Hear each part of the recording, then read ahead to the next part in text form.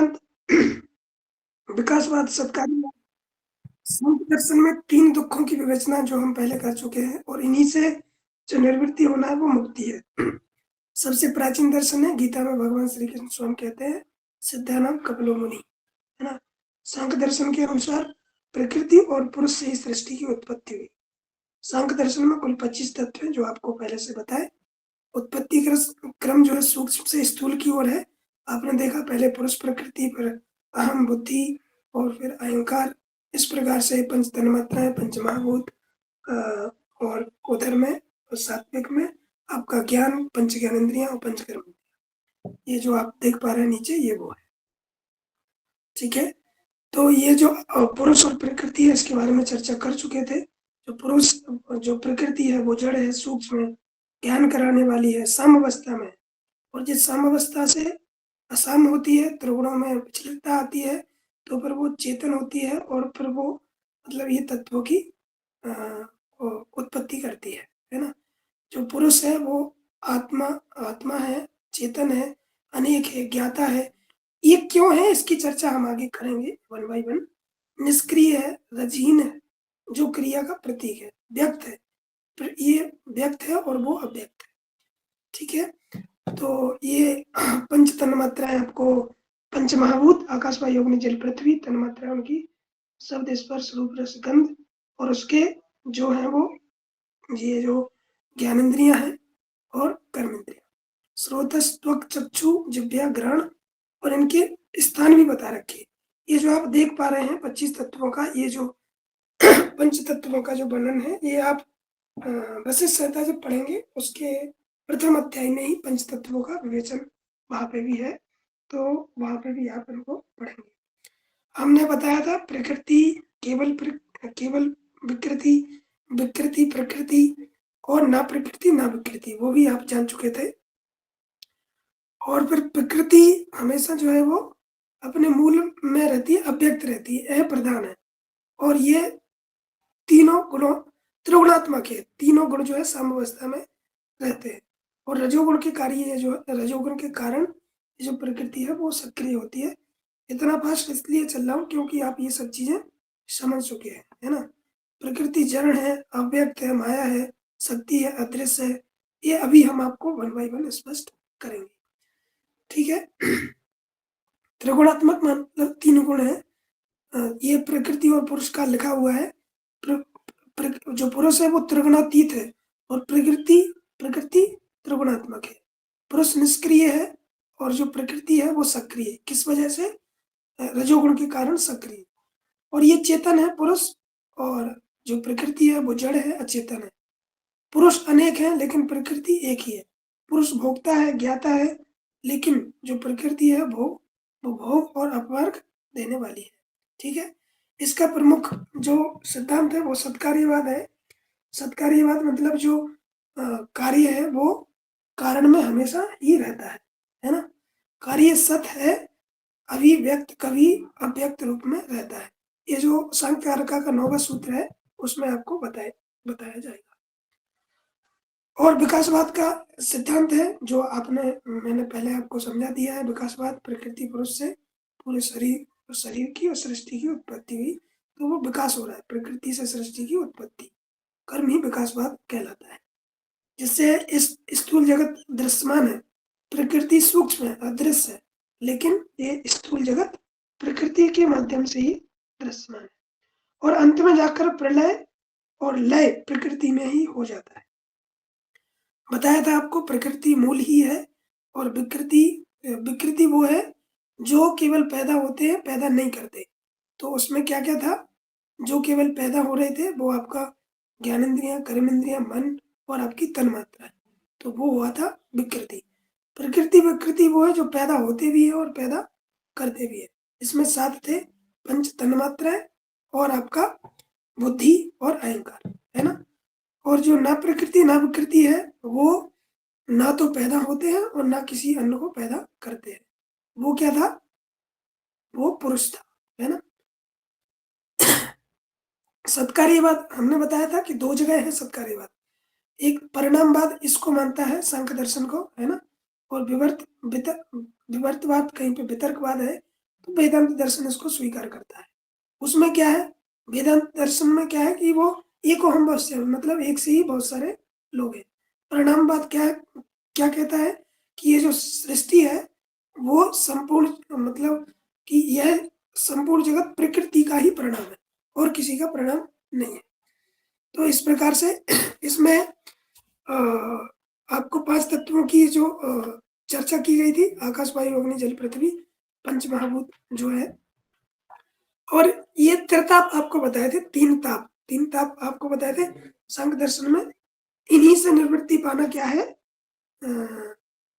मोक्ष है ना। इन तीनों दुखों से निवृत्ति पाना। देखिए, ताप को यहाँ पे दुख भी कहते हैं। क्वेश्चन आ जाए कि दुख और ताप, तो आपको कंफ्यूजन नहीं होना चाहिए। सांख्य दर्शन में 3 प्रकार के दुख या त्रिताप बताए गए हैं। पहला आध्यात्मिक, आदि भौतिक और आदि दैविक। आध्यात्मिक जो है वो शारीरिक और मानसिक रूप से होता है। शारीरिक मानसिक कैसे होता है, तो मानसिक में जैसे सत रज रज और तम के कारण मानसिक ताप होते हैं, और वात पित्त कफ के कारण जो है वो क्या होते हैं, फिजिकल या फिर शारीरिक दुख होते हैं। ठीक है, ये आपको समझ में आ गया था और यहाँ तक हमने पढ़ लिया था। और मुक्ति, मुक्ति तीनों दुखों से संपूर्ण निवृत्ति मुक्ति है या मोक्ष है। अष्टांग योग के साधनों को अपनाकर ये मुक्ति जो है संभव है। मैंने आपको बताया था कि जो योग दर्शन है वो व्यवहारिक दर्शन है और ये जो है सैद्धांतिक दर्शन है, मतलब इसी के सिद्धांत पर योग दर्शन है, सांख्य दर्शन के आधार पर। तो एक दूसरे के पूरक है, मिलते जुलते हैं, इसलिए इनका जोड़ा बनता है। सांख्य योग, न्याय वैशेषिक और मीमांसा वेदांत, तो एक दूसरे के पूरक है, कुछ चीजें उसकी मिलती हैं इस दर्शन में, या ये बेस है योग दर्शन का। ठीक है, तो सर ये तीनों दुखों तीनों, से,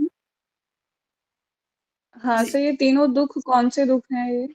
आदि भौतिक आध्यात्मिक आध्यात्मिक, वाले? हाँ, आध्यात्मिक दुख जो शारीरिक मानसिक रोग होते हैं वो आध्यात्मिक दुख के अंतर्गत आते हैं।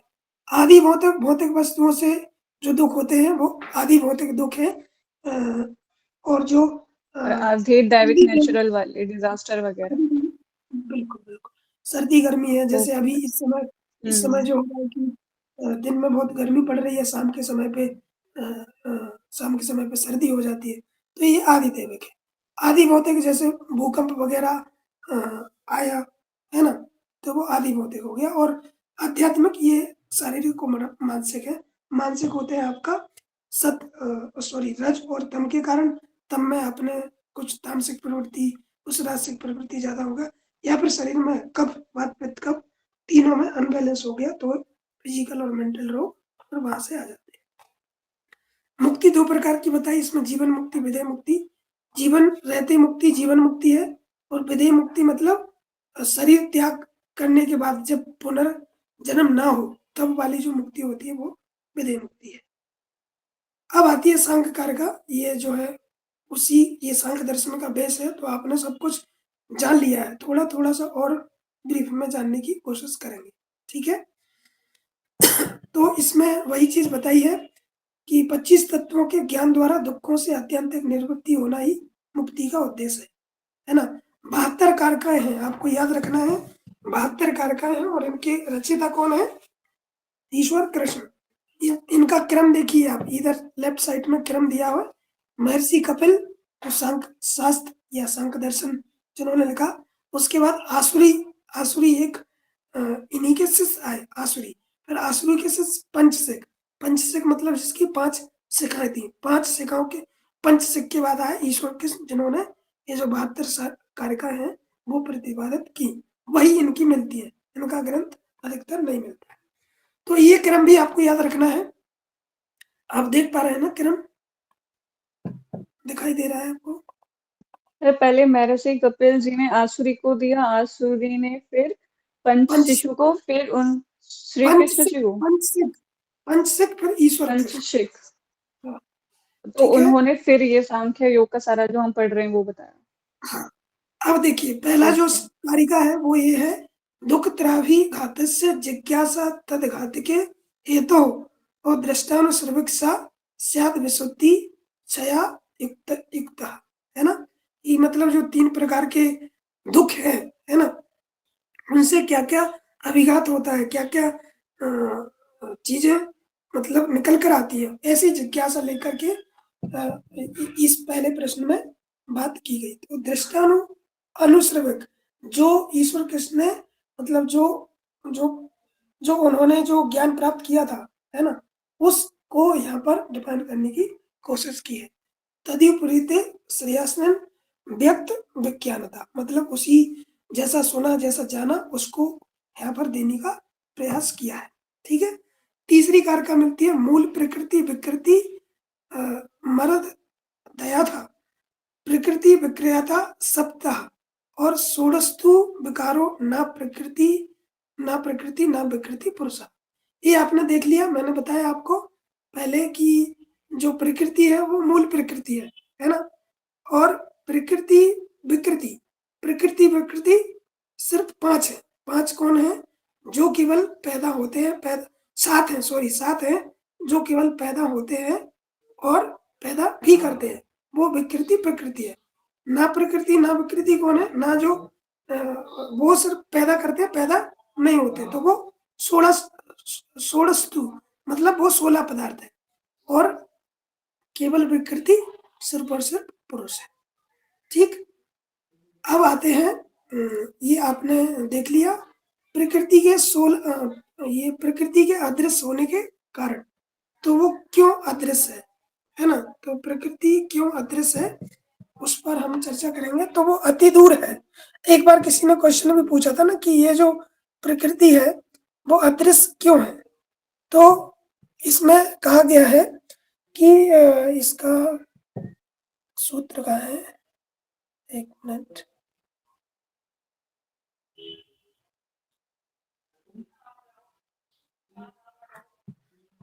रुकिएगा, सूत्र देखता हूं मैं।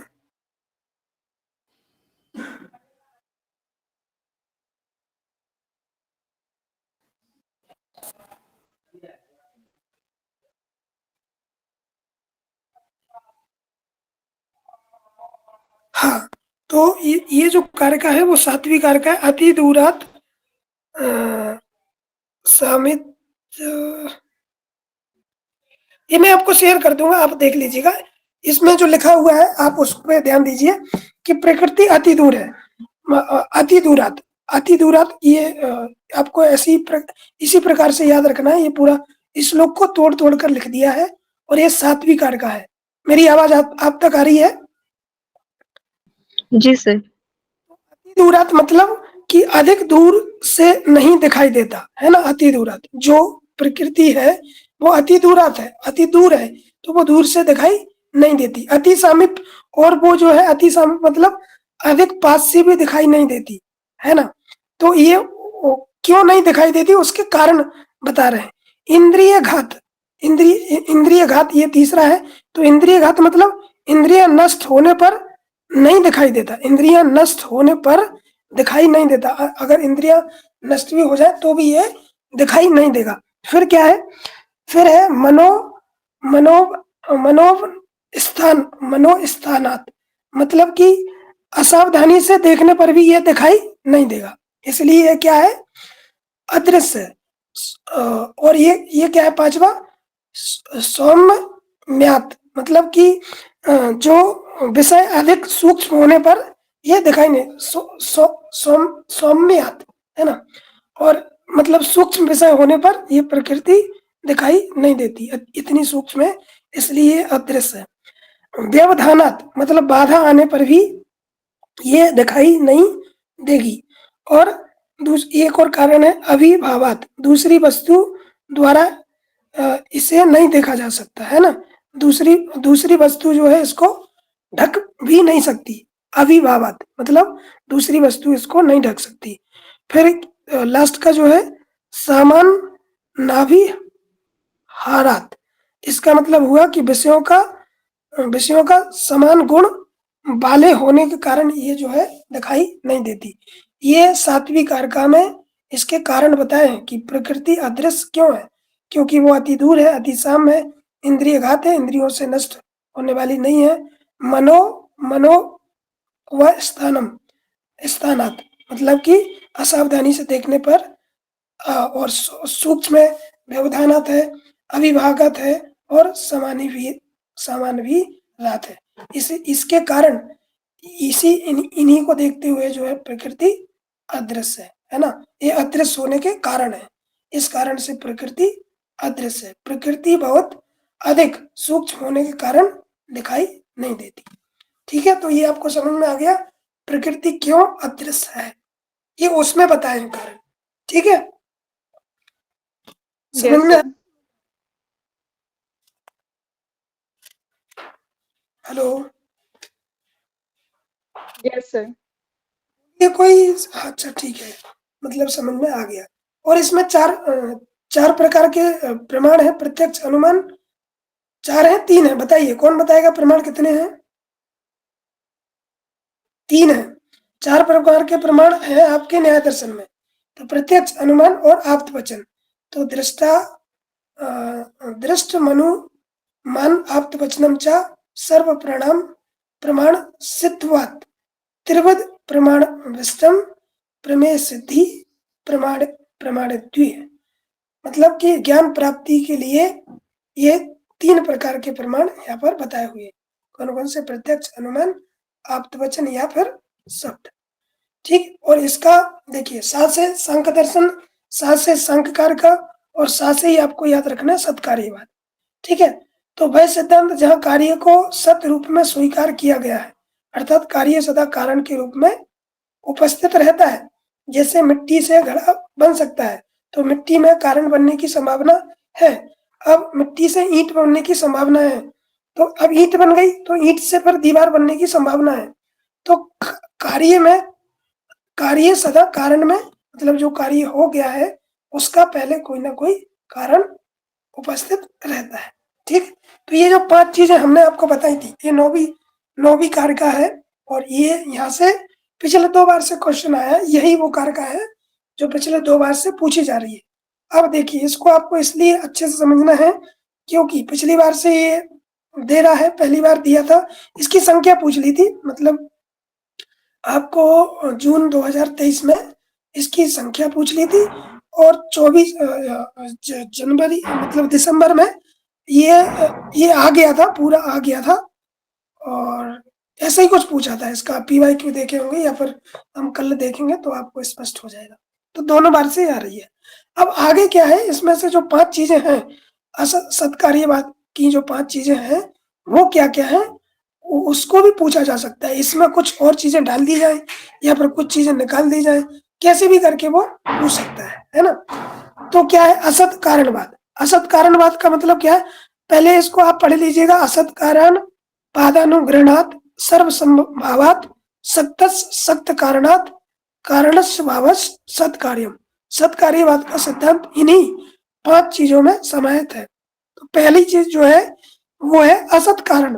असत कारण, असत कारणात् मतलब क्या हुआ इसका, जो असत है उसका कभी अस्तित्व प्रकट नहीं हो सकता। मतलब जो असत है उसका कभी अस्तित्व प्रकट नहीं हो सकता। उदाहरण लेते हैं, जैसे सरसों में से सरसों का ही तेल निकलेगा, उसमें से पेट्रोल नहीं निकल सकती, उसमें से डीजल नहीं निकल सकता, तो उसमें उसका अस्तित्व जो है प्रकट हो ही नहीं सकता, क्योंकि वो असत है। तो ये हुआ असत कारणवाद। जो असत है उसका कभी अस्तित्व प्रकट नहीं हो सकता। आप ये समझ गए असत कारणवाद, असत कारणात। दूसरा, सर एक बार और बता दीजिए। देखिए असत कारणात क्या है कि जो असत है मतलब जो उसमें हो ही नहीं सकता, उसका कभी अस्तित्व प्रकट नहीं हो सकता। उदाहरण के लिए जैसे सरसों है, सरसों आपने देखी होगी, सरसों में से सरसों का ही तेल आप निकाल पाएंगे, पेट्रोल नहीं निकाल पाएंगे, क्योंकि पेट्रोल का अस्तित्व नहीं है ना। अब जैसे अब आपके पास ईंट है, ईंट समझते हैं जिससे दीवार बनती है, अगर वो ईंट है तो उससे आप दीवार ही बना पाएंगे, उससे आप तालाब नहीं बना पाएंगे। तो मतलब कि उसमें अस्तित्व है ही नहीं उस वो काम करने का, तो वो प्रकट नहीं कर कर कर पाएगा। तो असत कारणात समझ में आया आपको?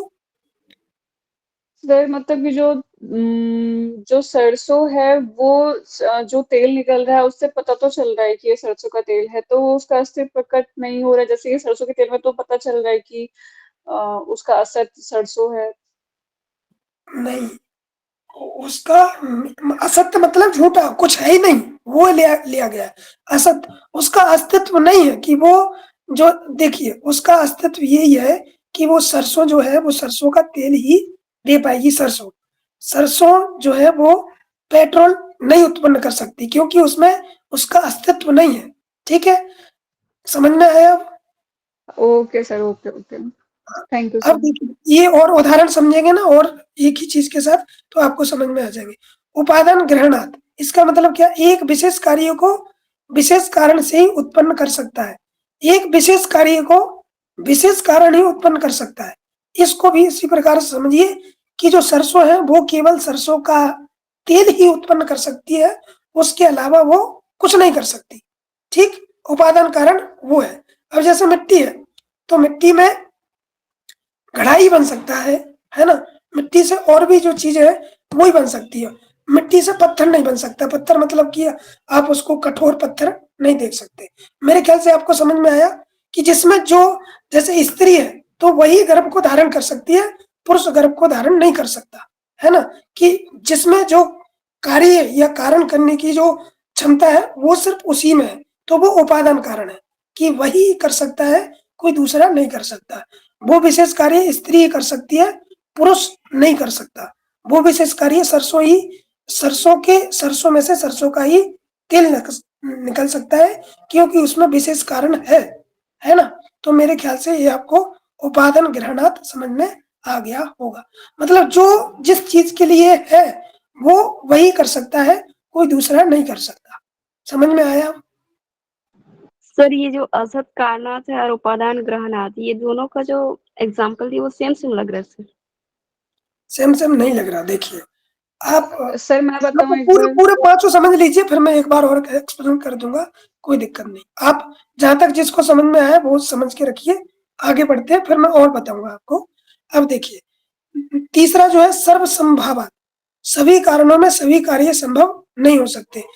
ये सत्कार्यवाद का है ना, तो ये एक दूसरे से रिलेटेड है, थोड़ा थोड़ा सा डिफरेंट है ना? सर्वसंभव भावात मतलब सभी कारणों से सभी कार्य संभव नहीं हो सकते। मतलब कोई ऊपर जो बताया ना कि कोई एक विशेष जो व्यक्ति है वो विशेष कार्य कर सकता है, एक ही व्यक्ति पूरे काम नहीं कर सकता। तो सर्वसंभव भावात क्या है कि सभी कारणों से सभी कार्य संभव नहीं है। मतलब कि आप सरसों सरसों से ही, मतलब जो सरसों होती है, जो अभी जिसका सीजन चल रहा है, उससे आप पेट्रोल नहीं बना सकते, उससे आप डीजल डीजल नहीं बना सकते। उससे सिर्फ और सिर्फ आपका तेल ही निकलेगा। तेल ही निकलेगा तो क्या हो गया, वो उपादान कारण हो गया, है ना? और ये नहीं हो सकता तो वो हो गया सर्वसंभव भावात। मतलब एक ही, मतलब सभी कारण सभी कार्यों को नहीं कर सकते, सब अलग अलग डिफरेंट काम करते हैं। ठीक है, ये समझ में आया? Yes sir. अब देखिए सक्त सक्त कारणात, सक्त कारणात, कारण में ही, कारण में कार्य करने की शक्ति है। जो कारण है उसमें ही कार्य करने की शक्ति है, और दूसरा नहीं कर सकता। इसको भी अब आपको लग रहा होगा कि सब तो मिक्स हो रहा है, सरसों पेट्रोल डीजल यही चल रहा है ना? तो आप देखिए कि जैसे कि कारण, कारण क्या है, सरसों मान लीजिए। अब अगर वो उसका कोल्हू से पेरा गया तभी वो कार्य के रूप में यानी तेल के रूप में आ पाएगा। तो सक्त सक्त कारण, मतलब कारण में कार्य करने की शक्ति है।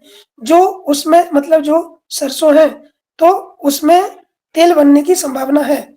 जो तिल है उस उससे तेल निकलने की संभावना है। तो मतलब जो एक चीज विद्यमान है उस उसमें कार्य करने की शक्ति है ना? तो वो हो गया सक्त सक्त कारणात। एक आता है, एक और लास्ट का आता है कारण भावश, प्रत्येक कार्य तभी संभव है जब कोई कार्य हो, है ना? अब प्रत्येक कार्य तभी संभव है जब कोई कारण हो। बिना बिना कारण के कोई चीज स्पष्ट नहीं होती। स्पष्ट मतलब कि संभव नहीं होती। जैसे किस प्रकार से आप समझ सकते हैं कि जब जब कोई कारण होगा तभी तभी कार्य होगा, है ना। विदाउट कारण के, विदाउट कॉज कोई काम जो है वो संभव नहीं है। समझ में आया ये पांचों चीज? जैसे बिना बादल के बारिश नहीं हो सकती, ये एग्जाम्पल हो सकता है इसका ना सर। यदि बारिश हो रही है तो उसके पीछे बादल होना कारण है, इज इट?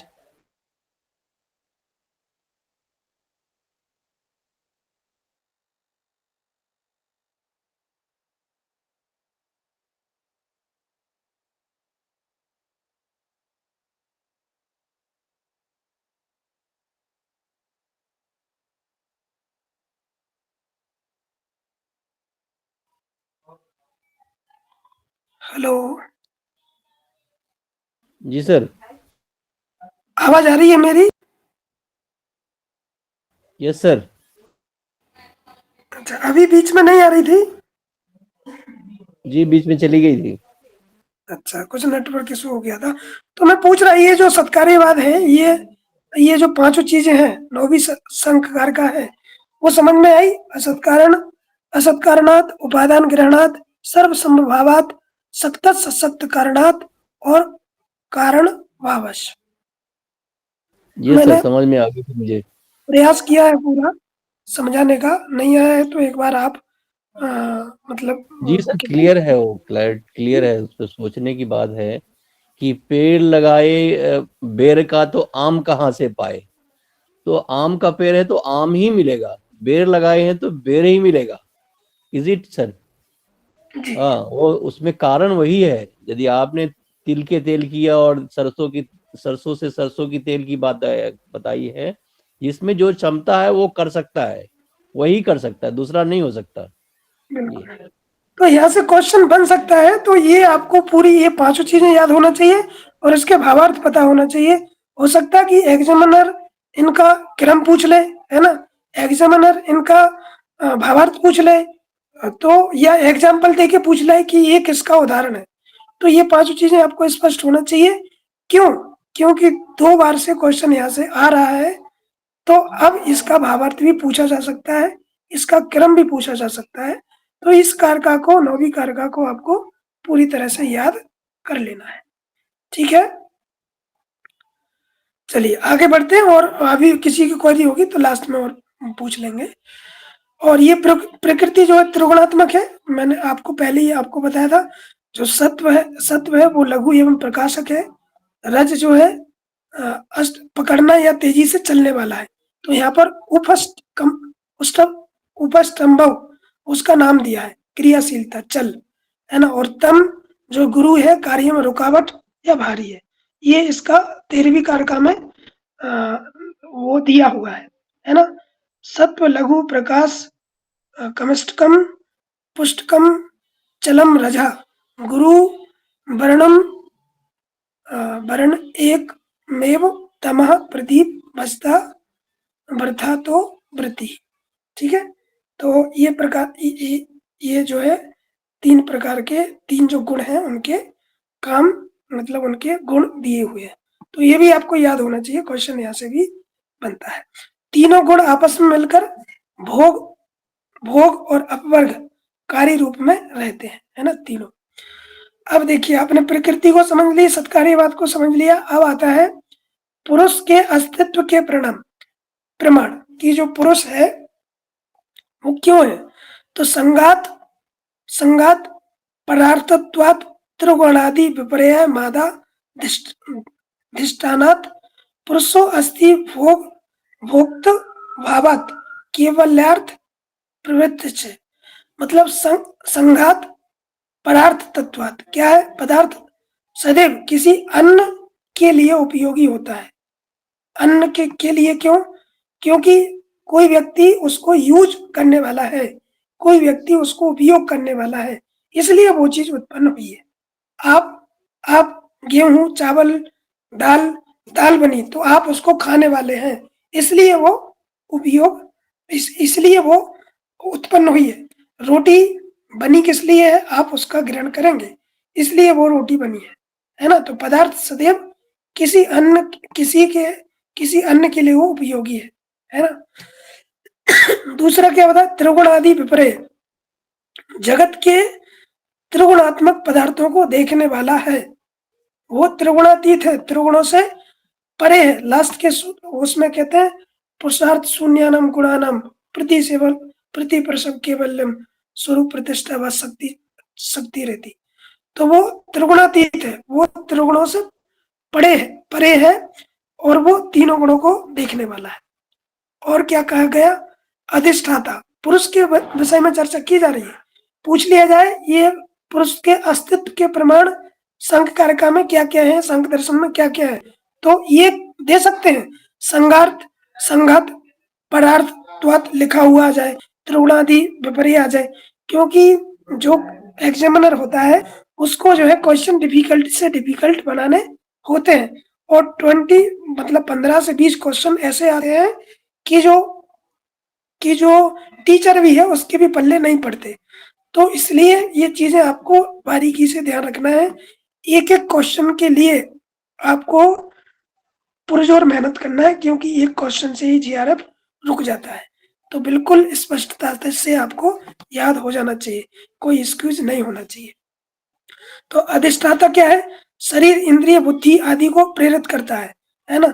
जैसे बुद्धि को प्रेरित किया, अब जैसे आप हैं तो आपकी इंद्रियां प्रेरित कर रही हैं कि आप पढ़ लें, बुद्धि प्रेरित कर रही है कुछ काम किया जाए, है ना, शरीर कुछ वर्कआउट करने के लिए। तो ये जो आपके अंदर में पुरुष बैठा हुआ है वो उसको प्रेरित कर रहा है, आप ऐसे ही प्रेरित नहीं हो सकते, है ना। तो वो अधिष्ठाता है। भोक्ता, और वो भोक्ता भी है।